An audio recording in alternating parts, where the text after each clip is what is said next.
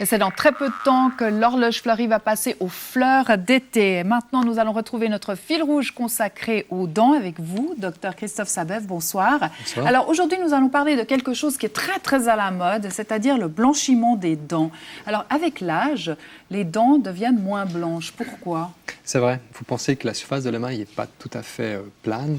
Si on prenait un microscope électronique, on verrait qu'elle est toute fissurée. Il y a de nombreuses crevasses qui se colonisent avec le temps, avec des tanins, caféine, théine, goudron des cigarettes, rouge à lèvres, bain rouge. Voilà, alors tout le monde a envie d'avoir des dents blanches et on blanchit les dents de plus en plus. Mais à quoi faut-il penser avant d'imaginer un traitement ?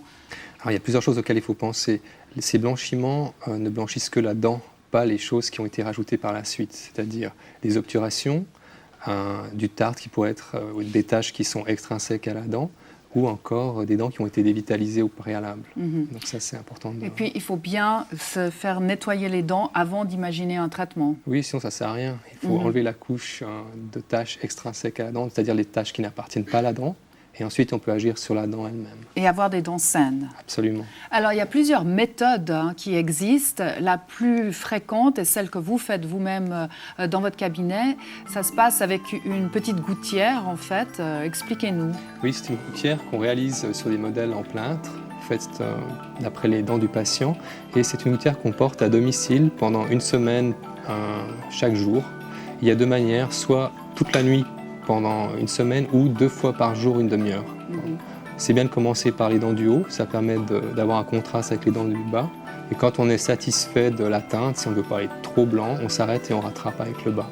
Alors ça, c'est une autre méthode. Ça, c'est une méthode pour les gens pressés, ça se fait au fauteuil en une fois, un petit peu plus agressive, donc qui peut développer des sensibilités de collet et des dents elles-mêmes.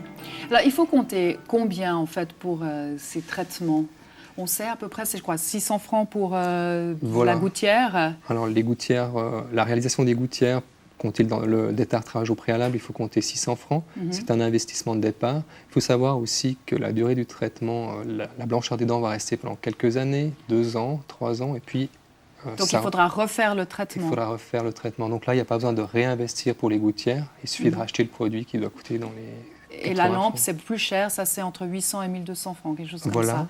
Voilà, tout à fait. Alors, est-ce qu'il y a des contre-indications ? Est-ce que de faire ça, ça abîme les dents, en fait ? Oui, il ne faut pas le faire trop souvent. Il faut un peu se méfier.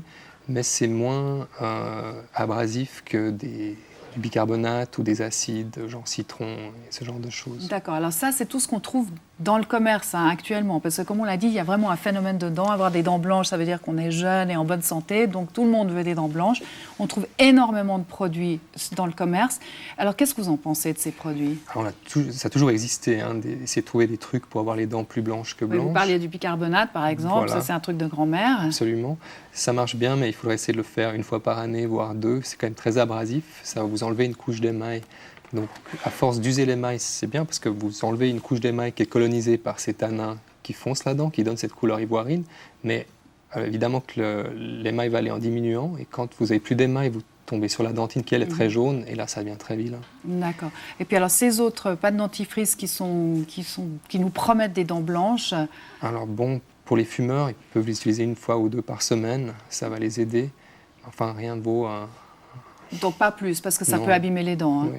D'accord. Par contre, votre méthode avec votre gouttière là, que vous avez devant vous, il y a aussi quelques contre-indications, c'est-à-dire que parfois, les dents deviennent plus sensibles. Oui, si on exagère, les dents deviennent très sensibles, spécialement au froid. Donc il faut se méfier. Si on a des dents un peu déchaussées, eh bien la racine qui n'est pas couverte d'émail va être encore plus sensibilisée. Et là, vous pouvez oublier le ski en hiver ou les sorbets l'été. Et voilà, il faut bien fermer la bouche quand on skie. Et puis surtout, des fois, ça peut brûler aussi un petit peu la gencive. Le produit, il est quand même assez fort si on ne fait pas attention. Alors, l'avantage de ces méthodes-là, c'est que comme elles ont été réalisées sur mesure, on met évidemment une perle, petite, comme on l'a vu sur votre reportage. Et donc, c'est vraiment localisé aux surfaces des dents que vous voulez blanchir. Alors que ce qu'on peut trouver dans le commerce, qui sont, on va dire, du prêt-à-porter, ils sont toujours plus larges. Et là, on en avale la moitié, c'est pas le but. Donc, vraiment faire attention et c'est mieux d'aller voir un professionnel si on veut avoir des belles dents blanches. Merci beaucoup, Dr Sabev, pour toutes ces informations. Et puis maintenant, nous allons retrouver le beau sourire de Jean-Olivier Pin.